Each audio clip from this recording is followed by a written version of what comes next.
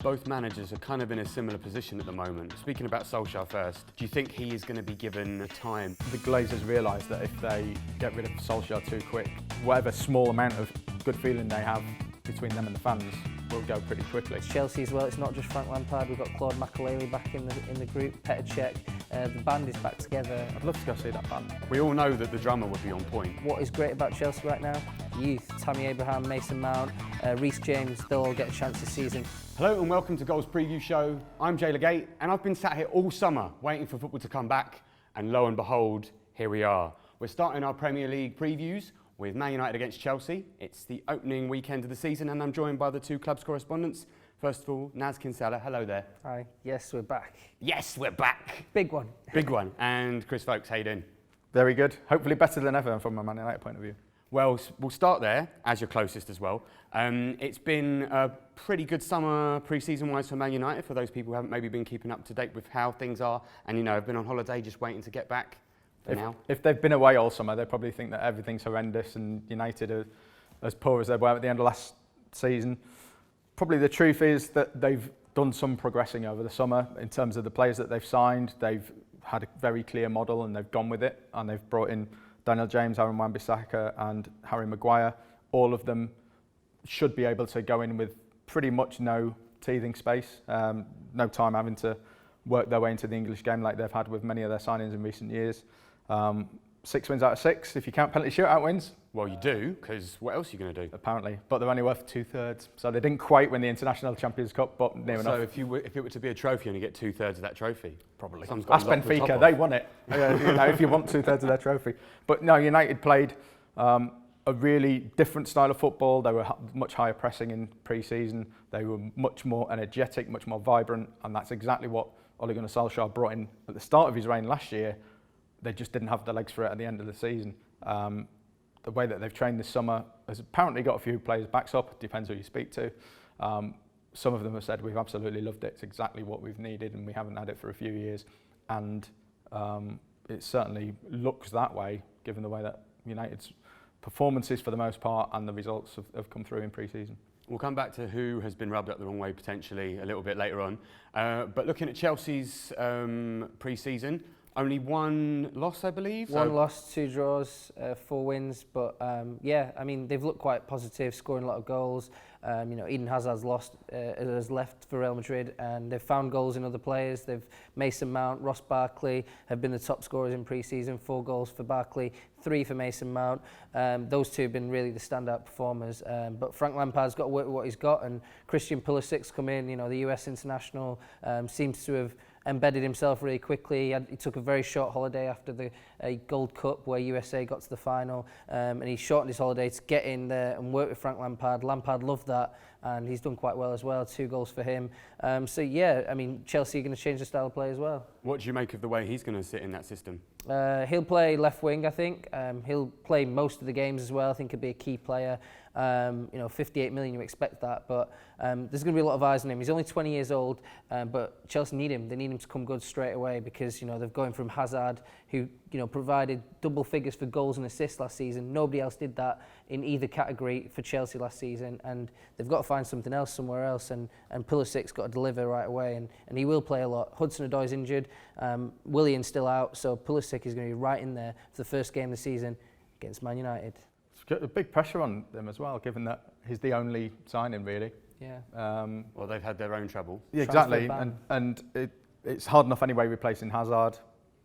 Even if he had a bit of a breathing space with other players like Willian and what have you being available, it's going to be right into the frying pan for him. Yeah, a lot of pressure. But thinking about it in sort of beyond the opening of the season, when Hudson-Odoi is back and Willian is back, and looking at what Chelsea's transfer policy has historically been since Abramovich took over, and now they can't, do you think that means we might see a different philosophy from Chelsea? that might tie in more with the fact that Frank Lampard's now there? Yeah, I think this is an opportunity as well as a problem. The transfer ban is kind of what you make of it, and Chelsea have thought, look, we're going to bring in a lot of old coaches, we're going to bring in ex-player coaches, we're going to bring in young players through the academy. That's been a crying shame for many years for Chelsea. They've been producing these great FA Youth Cup winning teams. They won 5 in a row, matching the Man United Busby Babes, the only team to have done that. But none of these players really made it in the first team. Not like with any serious purpose like John Terry did years ago. Loftus-Cheek seems to be coming through now, and Hudson-Odoi seems pretty much a shoo-in.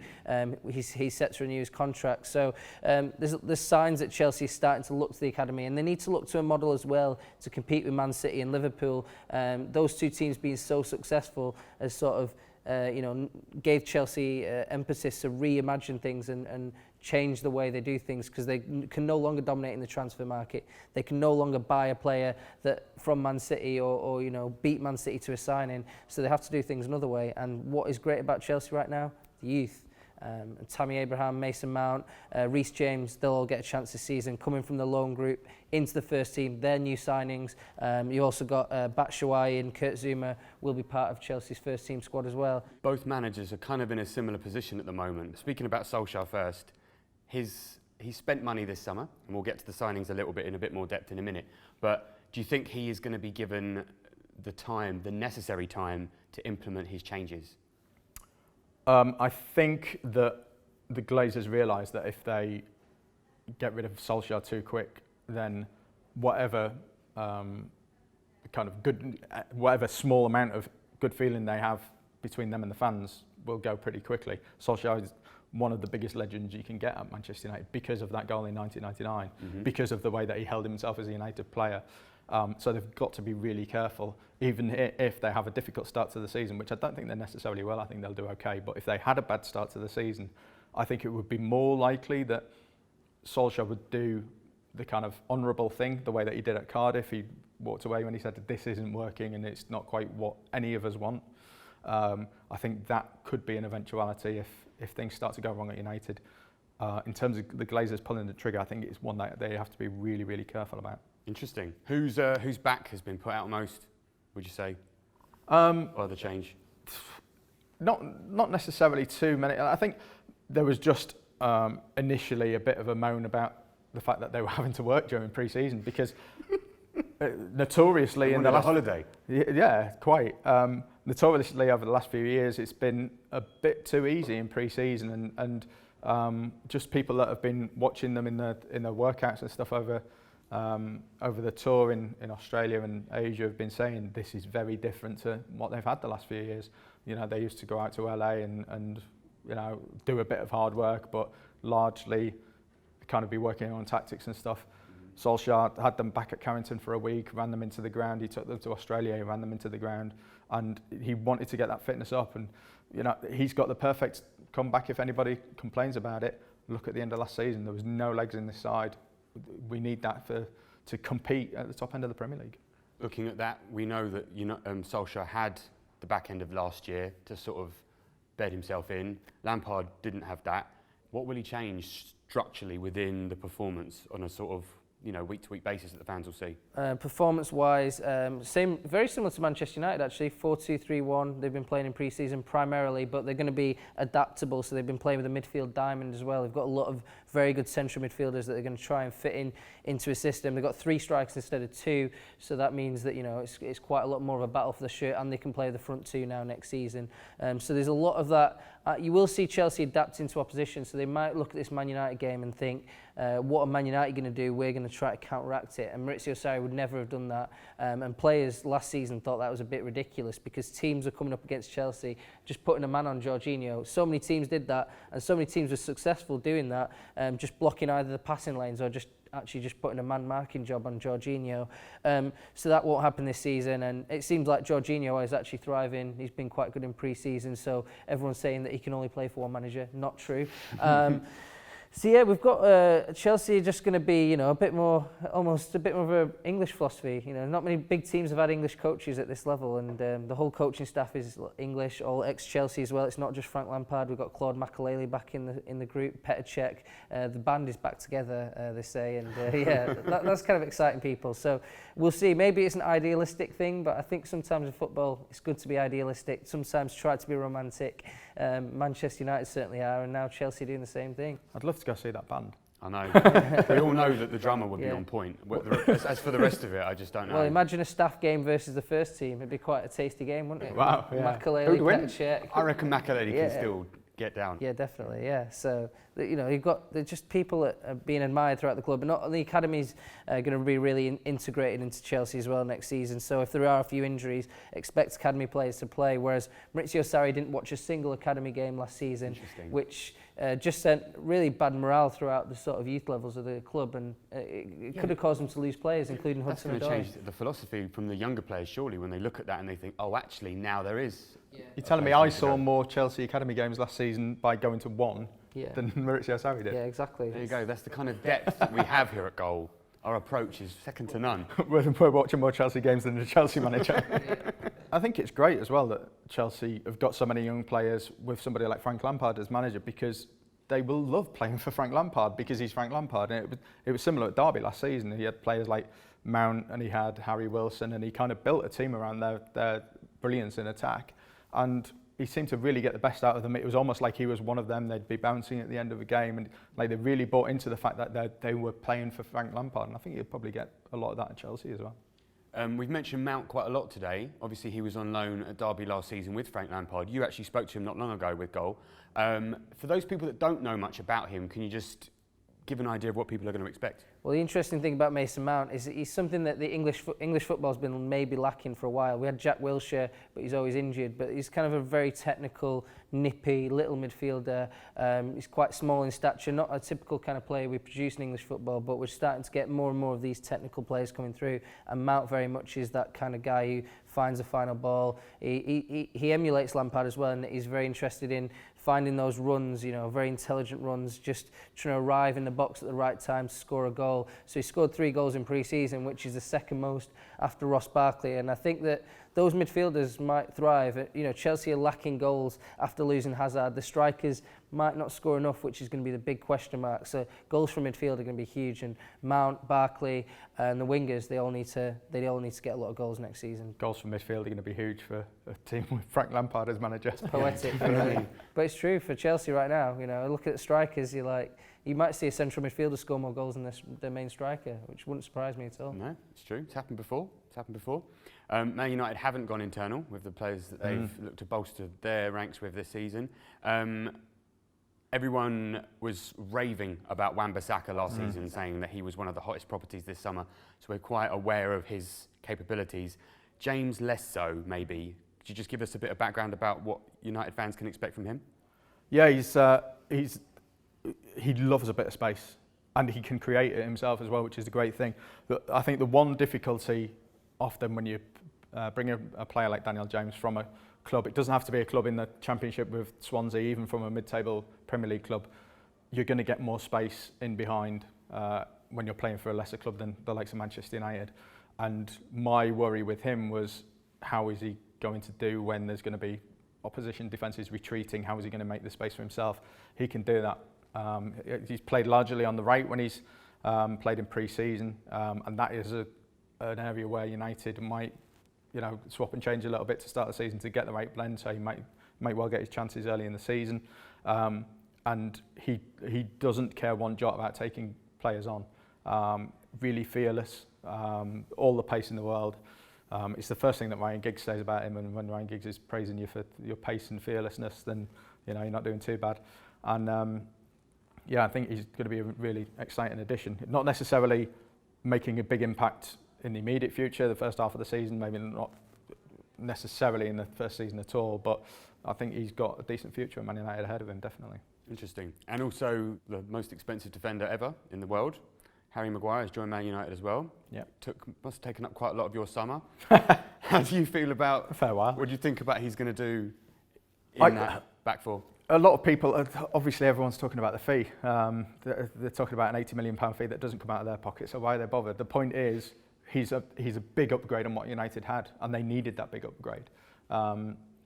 So in many ways, I think he's absolutely perfect. The way that he can hold the ball at his feet, which is more and more important these days with the way that teams are having to play. It wouldn't have mattered in a Jose Mourinho backline necessarily, because you'd have had Matic and Pogba 2 yards ahead of you anyway to do that. But if United are going to press, they're going to need that ability to play the ball out of the back and get their midfielders up higher. Also, he's just really commanding presence. Obviously, he's not the quickest, and people keep talking about the negatives because they want to undermine the fee. The point is, Man United really, really needed him, and that was the price they were going to have to pay. There's always a Man United tax because it's Man United, because they rake in millions and people know that they've got the money to spend. The point is, they've got a great defender, they've got somebody who can really kind of contribute to their style of play, and they've got him for the next 6 or 7 years, and that's huge. They've got somebody who everybody that you speak to who has played with him or knows him says he's a leader, and they see him as a future captain. Is it possible for us to start talking about predictions for this game? Do we have context for that? I don't know. I think with Chelsea, it's hard to predict what's going to come this season. I think we have to temper our expectations. I wouldn't expect Chelsea to finish first or second. It's top 4 battle for Chelsea, 100%. I think maybe Man United are in the same boat. But for this one-off game, it's at Old Trafford. Chelsea, I would make them slight underdogs just for this match. But I think that it'll be interesting to see if they can sort out the defending, because in pre-season they conceded 2 goals in the last game, then 3 in the game before, 3 in that one before. So they do have to watch out in these early games. The last sort of bit of training before Man United is got to be sorting out set pieces, got to be sorting out the defending. Because going forward, they do look great under Frank Lampard. So I think that could be the difference. If Chelsea don't get themselves sorted, then that could be the difference maker in this game. That Man United find a goal from a set piece. Harry Maguire, big guy up there. Dangerous. That could be the problem. It feels like there's been a lot of draws between Man United and Chelsea in recent years. Yeah, last season. Chelsea don't have a good record at Old Trafford of late either. No. I think if United play as they've been working their way towards at times this season, and there's that interchange of the front four in the way that they've been doing at their better stages of pre-season, I think there'll be a lot for Chelsea to handle. I'll probably err on the side of a draw, but yeah, I think if there's going to be a winner, it'll be United. Yeah, I think it's very early for this. It's very early for this game to have come. You both said a draw. Is there a chance that this could be like an opportunity to just go all out and understand that it's less pressured than, say, it would if it was coming 2 months further into the season? I think the way that Solskjær's reign started last year, with like really taking it to opponents at Old Trafford, I think they'll want to get on the front foot again and really kind of make a statement with it being the first game, with it being Chelsea. We're obviously not talking quite the level of 2004, was it, when Mourinho came in and Ida Johnson scored on the first day of the season, and it felt like that was a big swing in the title race right from the very first day. We're talking at a lesser level because of the expectations this year, but I still think it would be a really big deal for Manchester United fans, for this vision of the future, if the first game of this season there was a really vibrant Man United beating Chelsea and really kind of making a bit of a statement. It would be massive for Chelsea if they beat Man United in their first game. New manager Frank Lampard. Lampard's already won at Old Trafford with Derby County last season in the Cup, knocked them out, Carabao Cup. So I think it would sort of just cement the authority of Frank Lampard even more. It would also give the young players introduce them to that stage. A lot of these young players coming to play for Chelsea, for the first time, and they got to do it on the biggest stage at Old Trafford. If they can win that game, it'll just sort of establish that they belong there. Tammy Abraham, does he belong at Chelsea? We don't really know. Does Mason Mount belong at Chelsea? We don't know. So if those players deliver a result against Man United in a Chelsea shirt, just imagine what that means for their season. It'll just sort of help them grow, and that I think it would be massive, but it's also not a disaster if Chelsea get beat. I think there will be a reaction from certain parts of the media saying Lampard out and stuff like that. A lot of banter and all that kind of stuff that we expect, but I think actually internally it won't really matter. And the second game of the season against Leicester at home at Stamford Bridge is going to be massive because it's going to be a Frank Lampard homecoming as well. So there'll still be a positive boost for the second game as well. Well, I can't wait to find out. Thank you very much for coming in today, Naz. Thanks. And you, Kris. Thank you. And thank you for watching as well. Don't forget to hit the bell icon to subscribe to all our upcoming preview shows throughout the rest of the season and everything else that we do. And just enjoy the game now that football's back. Bye-bye.